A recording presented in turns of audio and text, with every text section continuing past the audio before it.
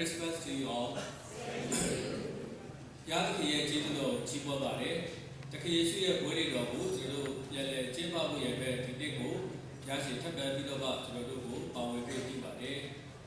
Turu, what you see with Sama, Loka Webia Piajuala, Sude, Badi Chipu, Tiso Bade. Loka Webia Piajuala, Yiji, Kayu, the local day, the Yakita, Papa, Bibo, Eju. Loka Jibo, Webia Sibuya, Yadaki, Dado, Jola, Piadaki, Yiji, Ikobaya, Bayi Pide, Sasu Hare, Tiche, Chibare. Takayeshu, Pabila, Me, Jabu, the Bahau Jereba, Prophet Riga, Jude, Vidoma, Hobio Kebare, Prophet Ishayaga.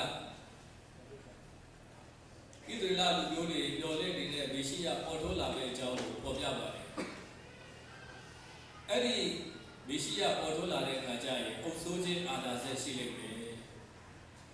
Isha, Kaniko, and whatever. Dawin be Hasa, Liboba, Kaiwe, Nagado, Dogala, Sibabia, the other pay, Chabas, see you a Yeti. Joala, do, Bishia. Dawin be Hasa, Liboba, Kaiwe. She be a Joala, Pite, Prophet Ishayaga. Popiakebade. Tinodo, the Batijan would eat a kaba, she look at it, she badeluga, what did a bushing chow, but that bade. She look at Tika Popiajaga, the Kayeshua, nature's was Sikado getting shape today to the Popia Viloba, nature's was Poppy chow, a Tika Popiabade. She badega Popia Dagalo, the Kayeshu be she today. Durigo also be shipping today, Sudago, Atika Pobia, Dweja Shibateba Pobia Dagalo, Babu Pidashi, Yoshina Bido,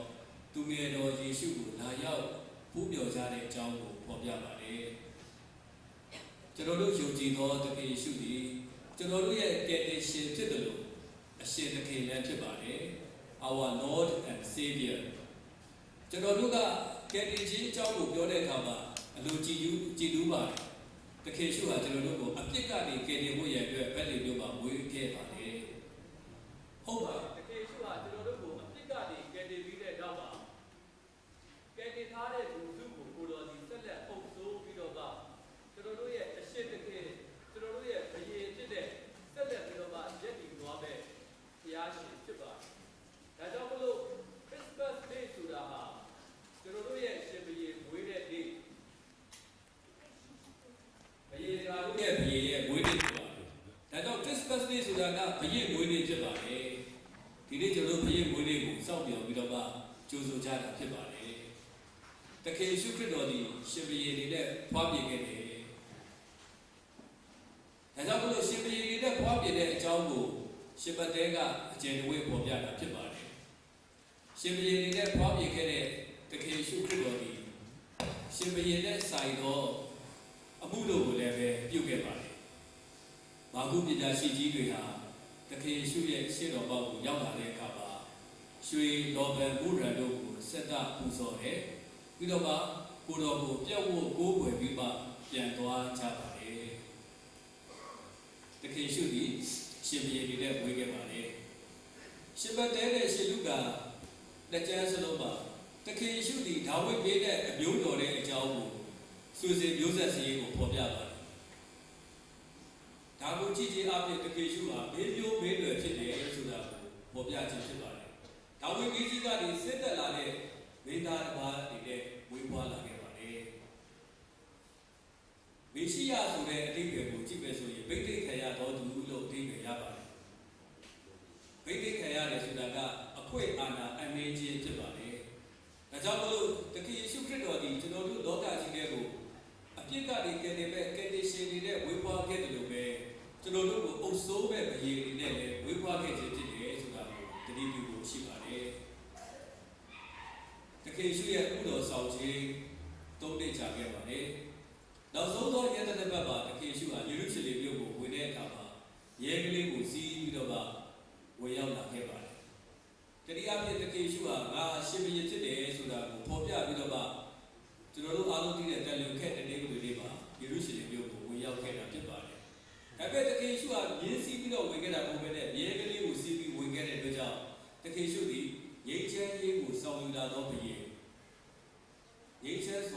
ဆိုးသောဘုရင်တွေနဲ့ကြွလာခဲ့ခြင်းဖြစ်ပါတယ်လူတွေကိုအတိုင်းကျင့်ပြီးတော့မှရရဆက်ဆက်နှိတ်ကွတ်တတ်တဲ့ဘုရင်တွေပြည့်နေတဲ့ကမ္ဘာပြည်ကြီးပေါ်မှာလာဟာငြိမ်းချမ်းစွာဖြင့်လူတွေကိုဖြည့်ရှင်းပေးပြီးတော့မှစီရင်မဲ့အရှင်ဖြစ်တယ်ဆိုတာကိုပေါ်ပြတာဖြစ်ပါတယ်တခင်ယေရှုကိုလူတွေကဖန်ဆီးပြီးတော့မှအတိတ်တက်ဖို့ပြင်ဆင်ပါတယ်ဘာသာရေးခေါင်းဆောင်တွေကတခင်ယေရှုကိုဖန်ဆီးတဲ့အခါမှာဘာသာရေးပုပ္ပနဲ့အရှင်ဆွဲပါတယ်သူဟာဘိတ်ဘက်တော်ကိုဖြစ်စည်းဖို့ကြိုးစားတယ်လို့ဆွဲပါတယ်သို့တော်လည်းဒီဘာသာရေးပုပ္ပနဲ့တခင်ယေရှုကိုတတ်ဖို့ကသိမနေကြဘူးတခင်ယေရှုကိုအသေးသက်ရှင်တဲ့အတွက်ကြောင့်အပိုင်တွေ့လို့ရတဲ့ပုပ္ပကိုပြောင်းလိုက်တဲ့အခါမှာနိုင်ငံတော်ပုံပြမှုနဲ့ပြန်ဆွဲပါတယ်သူ့ကိုယ်သူရှင်ဘုရင်လို့ပြောပါတယ်ကျွန်တော်တို့ကစီဇန်ဆိုတဲ့ဘုရင်ကလို့ပြီးတော့မှဘယ်ဘုရင်မှမရှိဘူးဒါကြောင့်မို့ဘုရင်လို့ပြောတာဟာကဲတာဘုရင်ကိုပုံပြခြင်းဖြစ်တယ်ဆိုပြီးတော့မှနိုင်ငံတော်ပုံပြမှုနဲ့တရားဆွဲတဲ့အခါမှာပိဋကဘေးဟာနောက်ဆုံးတော့မလွဲမကင်းတာပဲတဲ့တေတံစီရပါတယ်ကားလိုက်ပေါ်မှာဆိုင်းဖို့ချိန်ထားပါတယ်ယူဒရှင်ဘုရင်နာဇရက်မြို့သားယေရှုကိုရှင်ဘုရင်လို့ကြေညာတဲ့အတွက်ကြောင့်အသက်ခံရတယ်ဆိုတာပေါ်လွင်အောင်ကားလိုက်ပေါ်မှာဒီစာတမ်းချိန်ထားတာဖြစ်ပါတယ်ဒါကြောင့်မလို့ခရစ်ဝင်ကျမ်းတွေအားလုံးကိုကြည့်တဲ့အခါမှာတခင်ယေရှုသည်ဝေးလာတဲ့အချိန်ကနေတည်တဲ့အချိန်ထိရှင်ဘုရင်နေတဲ့လောကကြီးတဲ့ကိုကြွဆင်းလာတယ်ဆိုတာကိုကျွန်တော်တို့အထင်ရှားတွေ့ကြရမှာဖြစ်ပါတယ်သို့တော်လည်းပဲကျွန်တော်တို့ယုံကြည်သူခရစ်ယာန်တွေကကျွန်တော်တို့အာယုံစိုက်တာကကယ်တင်ခြင်းအကြောင်းကိုအာယုံစိုက်တာများပြီးတော့မှအရှင်တခင်ဆိုတဲ့ကဏ္ဍကိုအာယုံစိုက်တာနည်းပါလေတခင်ယေရှုကိုကယ်တင်ရှင်ဖြစ်တော့ကျွန်တော်တို့ဝမ်းမြောက်စွာလက်ခံကြတယ်သို့တော်လည်းပဲအရှင်တခင်အနေနဲ့ရှင်ဘုရင်အနေနဲ့တော့ကျွန်တော်နေရာပေးရပါတော့ကျွန်တော်ကြောက်ကြပါတယ်ဘာကြောင့်လဲဆိုတော့လူဟာလွတ်လပ်စွာနေခြင်းတဲ့အတွက်ကြောင့်ရှင်ဘုရင်အနေနဲ့လက်ခံဖို့ခက်ပါတယ်ကယ်တင်ခြင်းဟာအရေးကြီးသလို discipleship တပည့်တော်ဖြစ်ခြင်းဟာလည်းပဲအရေးကြီးတယ်ဆိုတာသတိပြုဖို့ရှိပါတယ်ဒုတိယတစ်ချက်အနေနဲ့ကျွန်တော်ပေါ်ပြခြင်းလဲဆိုတော့ရှင်ဘုရင်လို့ပြောတဲ့အခါမှာတခင်ယေရှုသည်ကျွန်တော်တို့ရဲ့နှလုံးသားကိုအုပ်စိုးသောရှင်ဘုရင်ဖြစ်ပါတယ်ပိလတ်ဘေးကြီးရဲ့ရှေ့ကိုရောက်တဲ့အခါမှာပိလတ်ဘေးကသူတို့ကတော့ဘေးကိုဆွဆွဲနေပြီးသင်ဟာရှင်ဘုရင်ပဲတော်လို့ပြောတဲ့အခါမှာတခင်ယေရှုကရှင်ဘုရင်ပဲတယ်လို့ဖြေပါတယ်သို့တော်လည်းကိုရောဘာပြောလဲဆိုတော့သို့တော်လည်းငါဤနိုင်ငံဒီဤလောကနဲ့မဆိုင်လောကသားတွေတည်ထောင်ထားတဲ့တိုင်းပြည်တွေမှာလောကသားတွေတည်ထွင်ထားတဲ့စနစ်နဲ့အုပ်ချုပ်တဲ့ဘုရင်မဟုတ်ဘူးငါရဲ့နိုင်ငံဒီဤလောကနဲ့မဆိုင်တကယ်ယေရှုခရစ်တော်ဒီဝိညာဉ်ရေးရာရှင်ဘုရင်ဖြစ်တယ်ဆိုတာကိုပြလက်ပဲရှိပါပေါ်ပြခဲ့ပါတယ်ကျွန်တော်တို့ရဲ့စိတ်ကျွန်တော်တို့ရဲ့ဝိညာဉ်ကိုအုပ်စိုးသောရှင်ဘုရင်ဖြစ်ပါတယ်ဒါကြောင့်မလို့ဘာပုပညာရှိကြီးတွေကလာရောက်ပြီးတော့မှပြည့်ဝခဲ့တဲ့ဘုကရှင်ဘုရင်တွေနဲ့လာရောက်ပြည့်ဝခဲ့တာဖြစ်ပါတယ်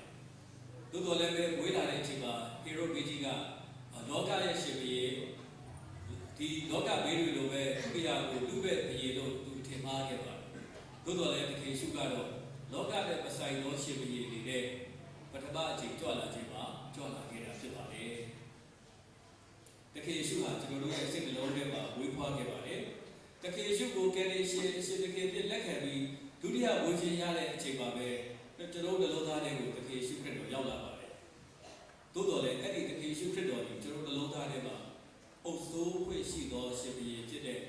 ကျွန်တော်တို့ကအုပ်စိုးဖို့ရအတွက်ကျွန်တော်တို့ရဲ့စိတ်နှလုံးပလေကိုအနှေးဖို့ရလိုအပ်ပါတယ်ကျွန်တော်တို့ရဲ့စိတ်နှလုံးထဲမှာတခင်ယေရှုဒီနန်းကြဘုရင်ဖြစ်နေသလားဆိုတာလည်းကျွန်တော်တို့ခရစ်စမတ်နေ့မှာပြန်ပြီးတော့စဉ်းစားဖို့ဖြစ်ပါတယ်ဘုရင်စနစ်မှာကျွန်တော်တို့ဘာဝကျင့်သုံးတဲ့အခါမှာရှင်းတို့ကအားလုံးသိခဲ့တာက absolute Buddha တဦးစံပိုင်ဘုရင်စနစ်ဖြစ်ပါတယ်တဦးစံပိုင်ဘုရင်ဆိုတာကပြည်သူပြည်သားတွေကိုအချိန်ပြည့်တက်လို့ရတယ်အချိန်ပြည့်သူပြုချေရပြုလို့ရတယ်တိုင်းပြည်ထဲမှာရှိတဲ့ပစ္စည်းဘယ်ပစ္စည်းကိုဆိုသူ့ရဲ့ပစ္စည်းတွေတိတ်လို့ရတယ်သူဟာရင်ပြည့်တဲ့သူဖြစ်ဒါပေမဲ့ဒီစနစ်ကိုလူတွေကမကြိုက်တဲ့အခါမှာစီးမြင့်ခံဘုရင်စနစ်ကိုအင်္ဂလန်နိုင်ငံမှာစပြီးတော့အကျင့်သုံးခဲ့ပါတယ် constitutional order ဒီနေ့ကျွန်တော်အိန္ဒိယနိုင်ငံဖြစ်တဲ့ထိုင်းနိုင်ငံမှာပြည်သူပြည်သားတွေကထိုင်းပြည်ကိုယူသေးကြတယ်။သို့တော်လည်းထိုင်းပြည်ဟာစီးမြင့်ခံပြည်ဖြစ်ပါတယ်။စီးမြင့်ခံပြည်ဆိုတာကသူ့ရဲ့လုပ်ပိုင်ခွင့်ကိုကန့်သတ်ထားတယ်။ဂုဏ်လူဆောင်တိုင်းပြည်ရဲ့ခေါင်းဆောင်တွေလည်းပဲထားတာဖြစ်ပါတယ်။သူ့ရဲ့လုပ်ပိုင်ခွင့်အကန့်အသတ်ရှိတယ်သူခံစားခွင့်ကအကန့်အသတ်ပဲရှိပါတယ်။ဒီနေ့ကျွန်တော်တို့ရဲ့ယုံကြည်သူတွေရဲ့အသက်တာမှာယေရှုခရစ်တော်ဘုရားဟာစီးမြင့်ခံပြည် ရပါဘူးယေရှုခရစ်တော်ဘုရားကျွန်တော်တို့ဘဝကိုအုပ်စိုးတဲ့တဦးဆံပိုင်ကြီးအကျွမ်းမဲ့အာဏာပိုင်တော်ဘုရားဖြစ်ဖို့လိုပါတယ်ကျွန်တော်တို့ခရစ်ယာန်တွေကဘာလုပ်ကြလဲဆိုတော့တကယ်ယေရှုခရစ်တော်ကိုကျွန်တော်ဘာသာရေးကိစ္စပါပဲအုပ်စိုးခိုင်းတဲ့ရှင်ဘုရင်တွေနဲ့ဘာသာရေးကိစ္စတော့ကိုပဲကိုလို့လည်းတက်ချင်တယ်တနေ့ကိုတွေပါတော့တကယ်ယေရှုကကျွန်တော်စိတ်ကလုံးမှာဘုရင်ဖြစ်တယ်ကျန်တဲ့6ရက်ပါကြတော့ကျွန်တော်တို့ကဘုရင်နေရာမှာမထားချင်ကျွန်တော်လူမှုရေးကိစ္စတွေမှာကိုလိုဝင်မအုပ်ချုပ်ချင်ဘူးမအုပ်ချုပ်စေချင်ဘူးကိုကိစ္စကိုကိုလုပ်ချင်တယ်ကျွန်တော်တို့ရဲ့စီးပွားရေးကိစ္စတွေမှာစာတမန်နဲ့တိုက်ခဲ့ခြင်းနဲ့စာတန်ကိုအုပ်စိုးပေးတယ်ကျွန်တော်တို့ရဲ့ပညာရေးကိစ္စတွေကျွန်တော်တို့ရဲ့အိမ်တော်အတွက်ရွေးချယ်တဲ့ကိစ္စတွေကျွန်တော်တို့ရဲ့အိမ်မှုကိစ္စတွေမှာကျွန်တော်ဇာတိပဂတိကိုအုပ်စိုးပေးတတ်ပါတယ်တကယ်ယေရှုခရစ်တော်ဟာကျွန်တော်တို့ရဲ့ဘဝထဲမှာစီးပြည့်ခံဘုရင်ဖြစ်နေတော့ကျွန်တော်ခရစ်ယာန်မစစ်သေးဘူးလို့ပဲပြောလို့ရပါတယ်ယေရှုခရစ်တော်ဘုရားဟာကျွန်တော်တို့ရဲ့ဘဝထဲမှာအကျွမ်းမဲ့အာဏာရှိသောဘုရင်ဖြစ်ဖို့ရလိုအပ်ပါတယ်ကျွန်တော်ဘဝထဲမှာရှိနေတဲ့စီးပွားရေးလူမှုရေးဘာသာရေးကဏ္ဍအားလုံးကိုကိုလိုလည်းတက်ပြီးတော့မှကိုလိုကအဲ့ဒီကဏ္ဍအားလုံးကိုအုပ်ချုပ်တဲ့ဘုရင်တွေနဲ့ကျွန်တော်ဘဝကိုအုပ်စိုးပဲဆိုရင်ကျွန်တော်ဘဝဟာညီသက်ခြင်းနဲ့ပြည့်စုံမှာဖြစ်တယ်ဝမ်းမြောက်ခြင်းနဲ့ပြည့်စုံမှာဖြစ်တယ်ကျွန်တော်အသက်တာဒီအေးချမ်းသာရမှာဖြစ်ပါတယ်မတရားမှုတွေများစွာရှိတဲ့လောကကြီးထဲမှာမတရားတဲ့ဘုရင်တွေရှိပါကိုတော်ကတရားမျှတသောဘုရင်တွေနဲ့ကျွန်တော်ဘဝကိုပူဆောင်မှာဖြစ်ပါတယ်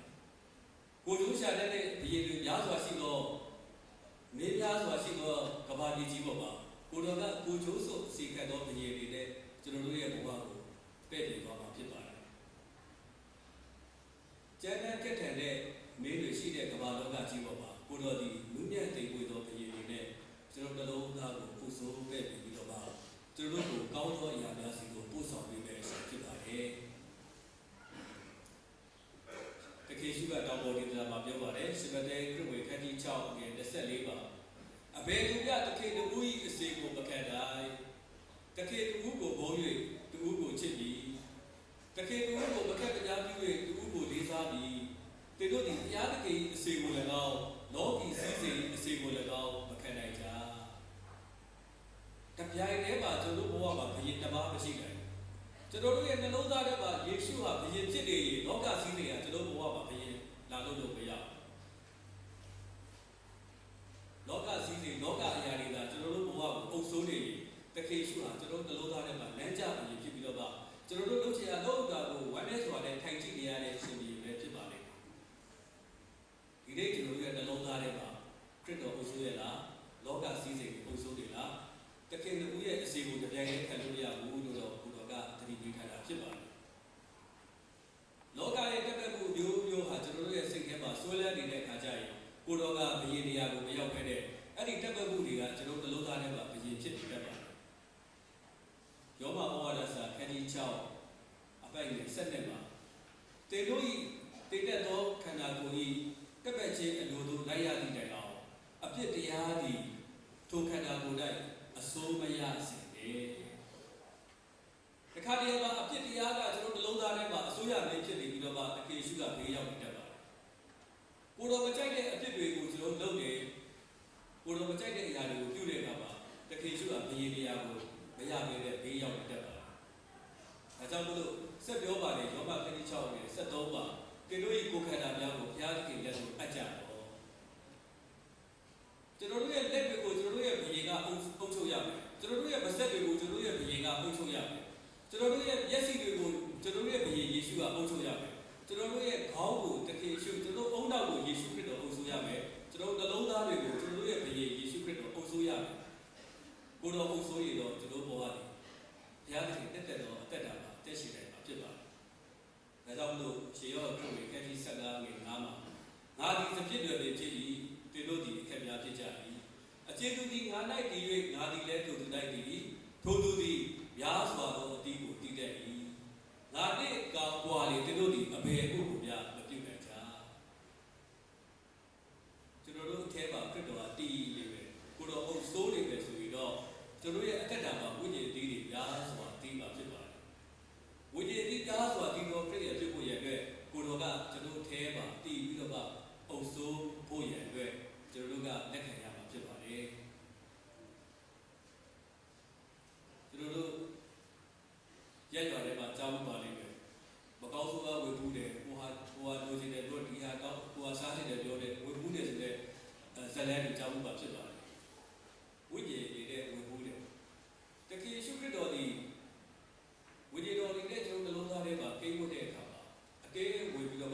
င်းချေတယ်မှာမဟုတ်ပါဘူးလူတဲ့တေဝေသောဘုရားရှင်ဖြစ်တဲ့အတွက်ကြောင့်ကိုတော်တက်တဲ့ကိုကျွန်တော်ကယိုဒီစွာဖြင့်အပ်တယ်လိုက်ကိုတော်ကလူတဲ့တေဝေစွာဖြင့်ကျွန်တော်တလုံးသားကိုပုံဆိုးပြီးတော့မှကောင်းကြီးပေလာများတဲ့ကိုတော်လောပြီးတော့မှလမ်းပြပို့ဆောင်ရရှိဖြစ်ပါတယ်လူတဲ့တေဝေသောရှင်ပြည်ကြီးဟာကျွန်တော်ဘဝကိုတကယ်အုပ်စိုးရလားဆိုတာကျွန်တော်ပြန်လည်ပြီးတော့မှစဉ်းစားပြီးတော့မှတလုံးသားရဲ့ဒီ King of the Hearts တလုံးခတ်တဲ့နေရာပြင်သားလို့ခုနကျွန်တော်သိချင်းမှာပေါ်ပြလို့ပဲဒီပရိကြီးအုပ်စုတဲ့ကိုရဲ့အတွက်ကျွန်တော်တလုံးသားတွေကိုပြင်ထားဖို့ရဲ့အတွက်ယူရပါတယ်တတိယနဲ့နောက်ဆုံးတစ်ချက်လေးနဲ့ကျွန်တော်ပေါ်ပြချင်တာကတော့တခင်ယေရှုခရစ်တော်ဒီပထမအချိန်ကြွလာလို့ကနှလုံးသားကိုအုပ်စုတဲ့ပရိတွေနဲ့ကြွလာခဲ့ပေမဲ့ဒုတိယအချိန်ကြွလာရင်တော့ကဘာမြေကြီးကိုအုပ်စုတဲ့ပရိတွေနဲ့ကြွလာတာဖြစ်ပါတယ်ကျွန်တော်တို့တစ်ချိန်ကတော့90ပေါ့ပလင်တော်ဆွခြင်းကျူးကိုကျွန်တော်တို့ဒီဆိုတဲ့အခါတိုင်းခွန်အားရပါတယ်ပထမအပိုင်းနဲ့ဒုတိယအပိုင်းကပထမအချိန်ကြွလာခြင်းကိုပေါ်ပြပါတယ်ကောင်းကင်ဘုံရှင်ဘုရင်ပလင်တော်ကိုဆွ၍မြေကြီးပေါ်ကျွန်တော်တို့ကြွပြီကောင်းကင်ဘုံမှာရှင်ဘုရင်ဖြစ်တဲ့တကယ်ရှိပလင်တော်ကိုဆွပြီးတော့မှမြေကြီးပေါ်ကိုကြွလာခဲ့တယ်ကျွန်တော်စိတ်ထဲ၌ကင်းဝတ်မှုပါဘုံတော်ဘုံအသစ်ဖြစ်စေကျွန်တော်ရဲ့နှလုံးသားထဲမှာကင်းဝတ်ပြီးအုပ်စိုးတဲ့ဘုရင်နေတဲ့ပထမအချိန်ကြွလာခြင်းမှာကြွလာခဲ့တာဖြစ်ပါတယ်သို့တော်လည်းဒီတပတ်တစ်ချိန်ရဲ့နောက်ဆုံးပိုင်းအပိုက်9ကျတော့ဒုတိယအချိန်ကြွလာခြင်းအကြောင်းကိုဆက်ဆိုပြီးတော့မှတစ်ချိန်ကိုဒီဘုံချုပ်သွားပါတယ်ကိုတော်ဒီအောက်ခြင်းကကြွလာတော့အခါတဘိုးဘုံခြင်းများပြီးကြွလာကိုတော်ဤတန်တော်ဒီကျွန်ုပ်ကိုခေါ်ခြင်းဖြင့်ငါသားတွေနေရာရှိဆိုပြီးဒီတစ်ချိန်ကတော့ပထမအချိန်ကြွလာခြင်းနဲ့စပြောပြီးတော့မှဒုတိယအချိန်ကြွလာခြင်းနဲ့ဒီဘုံချုပ်သွားတဲ့ဒီခြင်းဖြစ်ပါတယ်။နွားတိဘုံကဝေးခဲ့ပြီးတော့မှအေဂုတ်ထုပြည်ကိုဒုက္ခတွေတယောက်လိုပြေးခဲ့ရတာကပထမအချိန်ကြွလာတဲ့အချိန်ဖြစ်ပါတယ်။ဒုတိယအချိန်ကြွလာတဲ့အခါကျရင်တော့ကမ္ဘာလောကကြီးကိုအုပ်စိုးမဲ့ဘယေတွေနဲ့ပြန်ကြွလာတာဖြစ်ပါတယ်။ယာရိကျဲခတိ20ငယ်6ပါကိုတော်ကြွလာတဲ့အခါကျရင်ကမ္ဘာပြည်ကြီးပေါ်မှာအတစ်တထောင်အုပ်စိုးမယ်လို့ဖော်ပြပါတယ်။ယာရိကျဲခတိ19အပိုက်ငယ်14ပါတိုးတကယ်ဒီတခေတို့ဤတခေဘယေတို့ဤဘယေဖြစ်တော်မူ၏ကိုတော်နှင့်အတူရှိသောသူတို့သည်လည်းခေါ်တော်မူသောသူရွေးချယ်တော်မူသောသူသစ္စာရှိသောသူဖြစ်ကြ၏ဘယေတကာတို့ရဲ့ဘယေကြွလာတဲ့အခါမှာကိုတော်နဲ့အတူရှိပဲလူတွေကိုဖော်ပြပါတယ်အဲဒီကိုတော်နဲ့အတူရှိပဲလူတွေကလည်းခေါ်တော်မူခြင်းခံရတဲ့သူဖြစ်တယ်ရွေးချယ်ခံရတဲ့သူဖြစ်တယ်တရားပြီးကျွန်တော်ယုံကြည်သူတွေကိုပြောတာဖြစ်ပါတယ်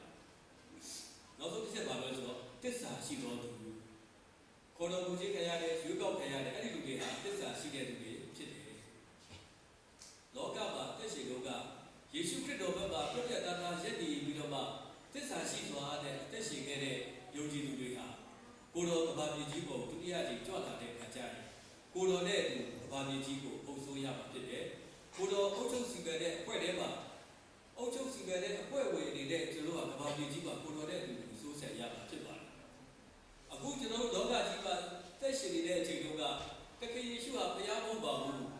တခင်ယေရှုခရစ်တော်ဘုရားကိုပြည့်ရပြည့်နေခဲ့တဲ့လူတွေတခင်ယေရှုခရစ်တော်ဘုရားကိုရည်ပယ်ခဲ့တဲ့လူတွေဟာအဲ့ဒီအချိန်ကျရင်ကိုတော်ရှိမှလူထောက်ပြီးတော့ကိုတော်ဟာအရှင်သခင်ဖြစ်ပါတယ်လို့ဝန်ခံရအဲ့ဒီအချိန်ကျရင်တော့သူတို့ရဲ့အမားတွေကိုသူတို့ပြန်ပြီးတော့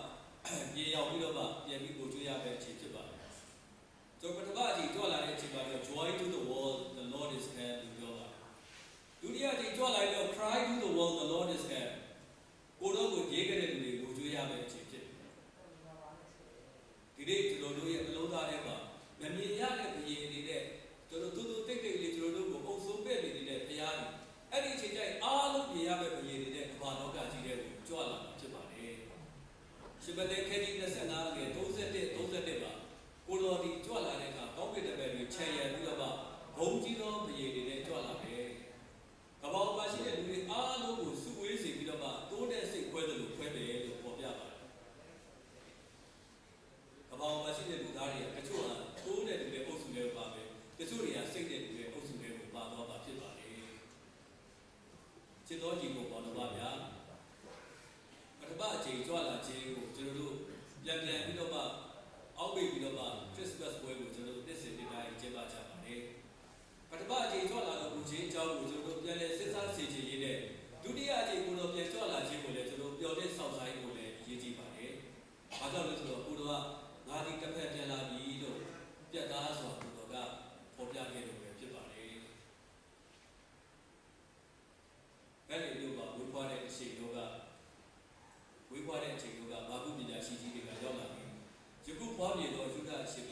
ယ်ပါရှိတော်မူသည်လို့လေးပြန်ပြီးတော့သူတို့ဟာတကယ်ရှိခရစ်တော်ဘုရားကိုရှစ်ခိုးပြဝတ်ပြီးတော့အရှိပြီကိုပြန်သွားကြပါတယ်ဒီနေ့ကျွန်တော်တို့တကယ်ရှိရဲ့ဝိရိတော်ဘက်မှာလည်းတကယ်ရှိရဲ့ရှိတော်ဘက်ကိုချစ်ကပ်ပြီးတော့ကိုတော်ကိုပြတ်ဖို့ကိုဝင်ကြပါတယ်ဘာဘူးပညာရှိကြီးတွေဟာပြန်သွားတဲ့အခါမှာဘာဆက်လုပ်ကြလဲဆိုတာတော့ကျမ်းစာမှာတော့မပြောထားဘူးဒီနေ့ကျွန်တော်တို့ကတော့တကယ်ရှိဝိရိပါတကယ်ရှိကိုလာပြီးပြတ်ဖို့ကိုးွယ်ပြီးပြန်သွားလို့လည်းမပြီးပါဘူးကျွန်တော်တို့ရဲ့ရှင်ဘုရင်တွေနဲ့ကျွန်တော်တို့ကိုဆက်လက်အုပ်စိုးပြီးပြီးတော့နေ့တိုင်းကိုတော်ကိုကျွန်တော်တို့ရဲ့အရှင်တကယ်ဖြစ်